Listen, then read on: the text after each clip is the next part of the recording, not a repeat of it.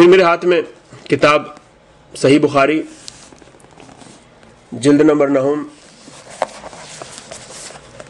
اب کی دفعہ صفحہ نمبر 173 جہاں پر ہم نے یہ روایت ختم کی تھی کہ معاویہ نے کس طرح سے یزید کی خلافت کے لیے پاپڑ بیلے. اس کے بعد حدیث نمبر 55 ہم سے احمد بن یونس نے بیان کیا، کہا ہم سے ابو شہاب نے، انہوں نے اوف عرابی سے، انہوں نے ابو المنہال سے، انہوں نے کہا جب ابن زیاد اور مروان شام میں حاکم ہوئے اور عبداللہ بن زبیر مکے میں خلافت پر آدھم کے، ادھر خارجیوں نے بصرے میں زور جمایا تو میں اپنے والد کے ساتھ ابو بردہ اسلمہ صحابی کے پاس گیا. ہم ان کے گھر میں گئے، وہ بانس کے ایک بالا خانے کے سائے میں بیٹھے تھے، ہم بھی ان کے پاس جا کر بیٹھے. میرے والد نے چاہا وہ کچھ باتیں کریں، انہوں نے کہا ابو بردہ نے جو پہلی بات کی وہ میں نے سنی. انہوں نے کہا میں جو ان قریش کے لوگوں سے ناراض ہوں تو محض اللہ کی رضامندی کے لیے، اللہ میرا اجر دینے والا ہے. عرب کے لوگوں تم جانتے ہو پہلے تمہارا کیا حال تھا، یعنی نبوت سے پہلے، جہان بھر کے ذلیل خدائی خوار تمہارا کیا شمار گمراہی میں گرفتار. پھر اللہ تعالیٰ نے اسلام کے طفیل سے اور اپنے پیغمبر برحق محمد مصطفیٰ صلی اللہ علیہ وآلہ وسلم کے صدقے سے تم کو اس بری حالت سے نجات دی، یہاں تک کہ تم اس مرتبے کو پہنچے، دنیا کے حاکم اور سردار بن گئے. پھر اس دنیا نے تم کو خراب کر دیا. دیکھو یہ شخص جو شام میں حاکم بن بیٹھا ہے، یعنی مروان، دنیا کے لیے لڑتا ہے، اور یہ خارجی لوگ جو تمہارے ارد گرد ہیں، جو اپنے تئیں بڑا قاری کہتے ہیں، خدا کی قسم یہ بھی دنیا کے لیے لڑتے ہیں. اور یہ شخص جو مکے میں خلیفہ بن بیٹھا ہے، خدا کی قسم یہ بھی دنیا کے لیے لڑتا ہے. یہ ابن زیاد مردود وہی ہے جو امام حسین سے لڑنے آیا تھا اور جس کے لشکر والوں نے امام حسین کو شہید کیا. یزید نے اس کو بصرے کا حاکم کیا. یہ زیاد بن ابی سفیان کا بیٹا تھا، یعنی یزید کا چچا بھائی. بقول شخص جب یزید ملعون فی النار ہوا تو بصرے والوں نے 15 روز کے لیے اس سے کہا تم ہی حاکم رہو یہاں تک کہ کوئی خلیفہ مقرر ہو. اس کے بعد خلافت کے کئی ٹکڑے ہو گئے. عبداللہ بن زبیر مکے میں خلیفہ ہوئے اور بصرے میں خوارج کا زور ہوا تو ابن زیاد بصرے سے بھاگ کر شام میں چلا گیا، مروان سے جا کر مل گیا. مروان عبداللہ بن زبیر سے بیعت کرنا چاہتا تھا لیکن اس نے منع کیا اور مروان کو خلیفہ بنایا. ابو بردہ کا مطلب یہ تھا کہ اس وقت سب آپے دھاپے میں گرفتار ہے، ہر شخص چاہتا ہے میں سب کا سردار بنوں اور سب سے بڑا ہو کر رہوں. کسی کی غرض یہ نہیں ہے کہ دین کی ترقی ہو، اسلام پھیلے، جیسے اگلے خلیفوں اور پیغمبر صاحب کی نیت تھی.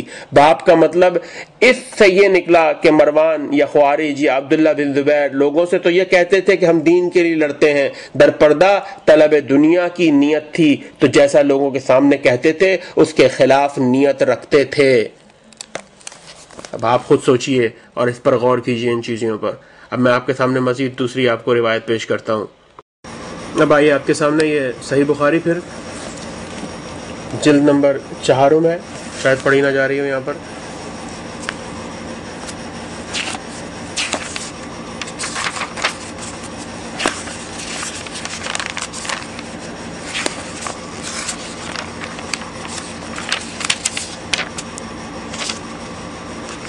یہ دیکھیں جلد نمبر 4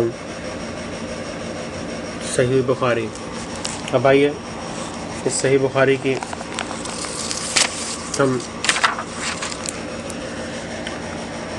پارہ نمبر 11 صفحہ نمبر 58 کتاب جہاد و سیر جلد نمبر حدیث نمبر 67 کہتے ہیں ہم سے ابراہیم بن موسیٰ نے بیان کیا، کہا ہم کو عبد الوہاب ثقفی نے خبر دی، کہا ہم سے خالد حذا نے، انہوں نے اکرمہ سے کہ عبداللہ بن عباس نے ان سے اور اپنے بیٹے علی بن عبداللہ سے کہا تم دونوں ابو سعید خدری کے پاس جاؤ اور ان سے حدیث سنو. اکرمہ اور علی کہتے ہیں ہم دونوں ان کے پاس گئے، وہ اور ان کا ایک رضائی بھائی دونوں اپنے باغ کو پانی دے رہے تھے. جب ابو سعید نے ہم کو دیکھا تو آئے، چادر اوڑھ کر گوٹ مار کر بیٹھے۔ یہ حدیث بیان کرنے لگے کہ ہم مسجد نبوی بنتے وقت ایک ایک اینٹ لا رہے تھے، عمار 2 اینٹیں لاتے۔ حضرت ان کے سامنے سے گزرے اور ان کے سر سے گرد پہنچی۔ فرمایا ہائے عمار کو باغی لوگ قتل کریں گے۔ عمار ان کو اللہ کی اطاعت کی طرف بلائے گا، وہ عمار کو دوزخ کی طرف بلائیں گے۔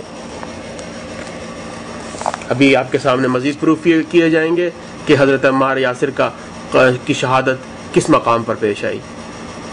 جی اب میرے سامنے یہ تاریخ ابن خلدون موجود ہے، اس کی جلد اول دوئم، رسول اور خلفائے رسول، خلافت معاویہ اور آل مروان۔ یہ میں اس کتاب کو کھول رہا ہوں، تاریخ ابن خلدون، پیج نمبر 525، رسول اور خلفائے رسول صلی اللہ علیہ وآلہ وسلم۔ حضرت عمار کی شہادت۔ عمار نے پکار کر کہا اے عمرو، تف ہو تجھ پر، تو نے اپنے دین کو مصر کے عوض فروخت کر ڈالا۔ اب یہ میں آپ کو آگے حوالہ دوں گا کہ حضرت عمار یاسر نے کیوں کہا کہ تو نے اپنے دین کو مصر کے عوض فروخت کر ڈالا، ذہن میں رکھیے گا یہ بات۔ عمرو بن عاص نے جواب دیا نہیں، بلکہ میں خون عثمان کا معاوضہ طلب کرتا ہوں۔ عمار بولے میں اپنے علم و یقین سے شہادت دیتا ہوں کہ تو اپنے ان فعلوں سے اللہ تعالیٰ کی خوشنودی نہیں چاہتا ہے، مرنے کے بعد تجھ کو اس کا حال ظاہر ہوگا۔ تو نے آج ہی اس لشکر کے علم بردار سے نبرد آزمائی نہیں کی، 3 بار رسول اللہ صلی اللہ علیہ وآلہ وسلم کے ساتھ اس علم بردار سے لڑ چکا ہے، اور آج یہ 4تھا واقعہ ہے۔ کیا تجھے یہ یاد نہیں ہے کہ رسول اللہ صلی اللہ علیہ وآلہ وسلم نے فرمایا ہے عمار کو گروہ باغی مارے گا؟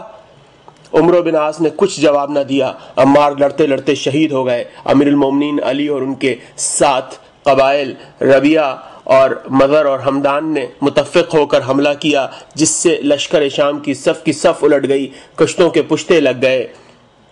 امیر المومنین حضرت علی لشکر شام کے قتل کرتے اور ان کی جماعت کو منتشر کرتے معاویہ کے قریب پہنچ گئے اور جوش میں آ کر للکار اٹھے اے معاویہ، ناحق لوگوں کی خون ریزی سے کوئی فائدہ نہیں ہے، آؤ ہم تم نمٹ لیں، جو اپنے مقابل کو مار لے وہی صاحب الامر یعنی امیر ہو۔ عمرو بن عاص نے معاویہ سے خطاب کر کے کہا یہ فیصلہ تو اچھا ہے۔ معاویہ نے جواب دیا تم کیوں اس فیصلے کو اپنے لیے ناپسند کرتے ہو؟ کیا تم کو یہ معلوم نہیں ہے کہ علی کے مقابلے پر جو جاتا ہے وہ جانبر نہیں ہوتا؟ دوران جنگ میں امیر المومنین علی علیہ السلام کے لشکر کا ایک گروہ گرفتار ہو گیا، معاویہ نے ان کو رہا کر دیا۔ ایسا ہی امیر المومنین حضرت علی نے معاویہ کے قیدیوں کے ساتھ سلوک کیا۔ یہ آپ کے سامنے پیش کیا گیا کہ معاویہ خود شریک تھا جنگ میں، اور حضرت علی نے اس کو للکار کر پکارا ہے جنگ کے لیے، اور حضرت عمار یاسر کی شہادت کا واقعہ کہ کس انداز سے شہید ہوئے۔ اب جو بات میں نے کی آپ سے کہ مصر کے عوض فروخت کر ڈالا ہے تو نے اپنے دین کو، حضرت عمار یاسر نے کہا تھا، آئیے میں اس کا حوالہ دیتا ہوں اب آپ کو۔